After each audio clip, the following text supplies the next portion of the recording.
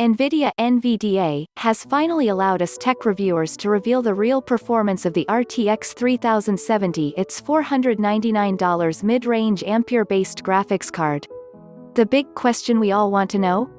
Is NVIDIA's claim that this $500 card can match or even better the RTX 2080 Ti in games, a card that currently retails for over $1,500, really true? See my review of the RTX 3080 for more technical information on NVIDIA's new graphics cards. I used NVIDIA's 456.96 driver for the testing along with a fully up-to-date version of Windows 10. The benchmarks now include results for 1080p performance versus the RTX 2080 Ti, as the RTX 3070's price will likely mean owners of high refresh rate monitors who game at 1080p might consider it, as well as this looking to future-proof their system. Similarly, as the RTX 3070 proved more than capable of handling games at 4K, I've compared it against several other cards both at 4K and 1440p.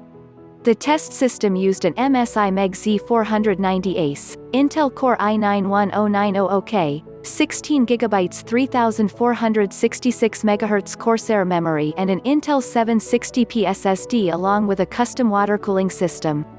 A comparatively easy title to tame on gaming PCs, Far Cry New Dawn saw the RTX 2080 Ti ahead but only by a few frames at 1080p and 1440p and a little more at 4K, meaning the RTX 3070 is absolutely the card you should be buying given its price and will devastate new and second-hand prices of Nvidia's old flagship. It was a similar story in Wolfenstein, Youngblood, with the RTX 3070 posting a slightly higher average frame rate, but was a couple of frames down on the minimum 99th percentile at 1080p.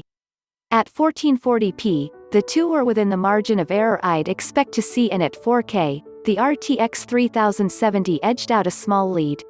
Borderlands is slightly tougher than Wolfenstein and Far Cry, but once again the two cards are even at 1080p and within spitting distance at 1440p and 4K too.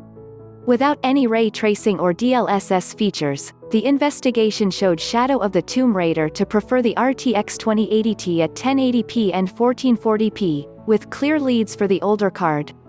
Even with DLSS and ray tracing enabled at 4K, the RTX 2080 Ti still had a commanding lead. Still a clear win overall for the RTX 3070, though, given it costs a third of the price.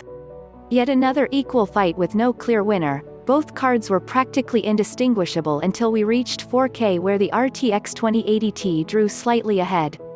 The RTX 3070, though, and Ampere and the 3000 series a clear generational leap over its predecessor here and in general though. Despite matching the previous flagship in performance, a card that saw my test system draw around 403W under load, the RTX 3070 managed the same performance at just 343W.